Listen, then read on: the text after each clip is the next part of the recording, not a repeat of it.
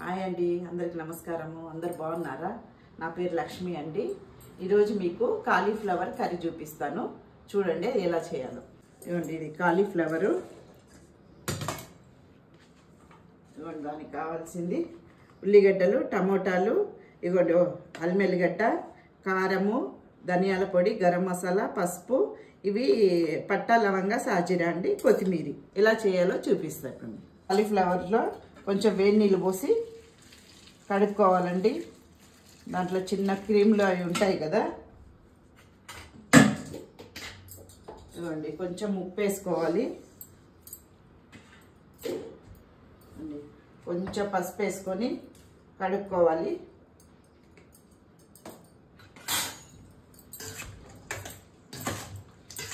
వేడి నీళ్ళు పోసి కడుక్కుంటే మంచిదండి కాలీఫ్లవర్ని. కడుక్కొని మనం ఇట్లా వడగట్టుకోవాలి.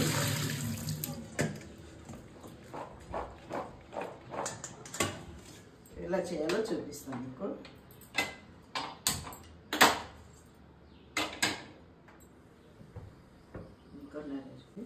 ఆయిల్ వేసుకోవాలి. దీనికి 2 స్పూన్లు ఎక్స్ట్రానే పడుతుందండి ఆయిల్.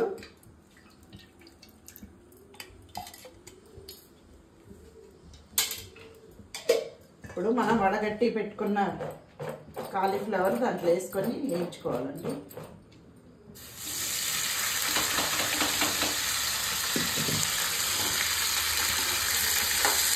ఇది కొంచెం బాగా వేగని తర్వాత మనము కర్రీ వండుకోవాలండి. ఇది కాసేపు వేగాలి. ఓకే అండి, ఇది చూడండి సగం వేగిపోయాయి. ఇవ్వండి, సగం ఉడికేసాయి ఇవి.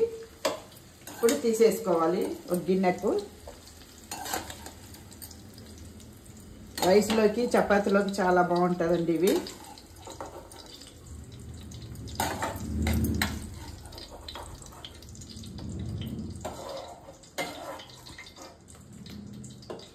ఇదిగోండి, ఇప్పుడు పట్టా లవంగా, సాజీరా వేసుకోవాలి.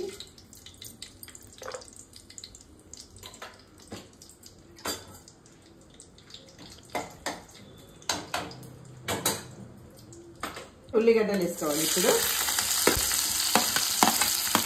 ఉల్లిగడ్డలు మంచిగా వేయించుకోవాలండి. బ్రౌన్ కలర్ వచ్చేలాగా వేయించుకోవాలి. ఉల్లిగడ్డలు వేగే లోపలికి మనము టమాటాలు మిక్సీ పట్టుకున్నాము. వేగాయి. ఇప్పుడు కొంచెము మనము 1 స్పూన్ అల్లం వెల్లిగడ్డ వేస్తున్నాము.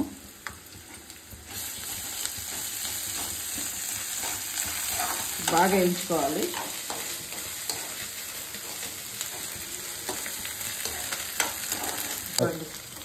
దీంట్లోనే పసుపు, కారము, గరం మసాలా, ధనియాలు వేసుకోవాలండి.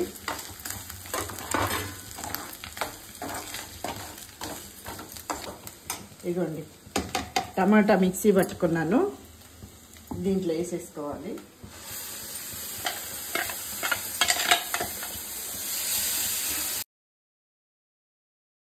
పచ్చి వాసన పోయేదాకా మనము ఇట్లా కొంచెం వేయించుకొని మళ్ళీ వాటర్ వేసుకోవాలండి.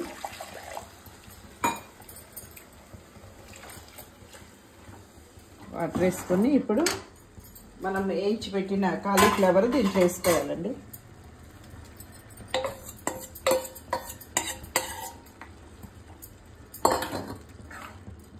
ఇప్పుడు సాల్ట్ వేసుకోవాలి.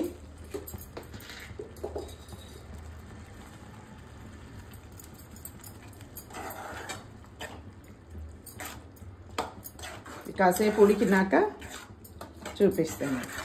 ఇవ్వండి, కర్రీ అయిపోయింది. ఇప్పుడు కొత్తిమీర వేసుకొని దించుకున్నాము.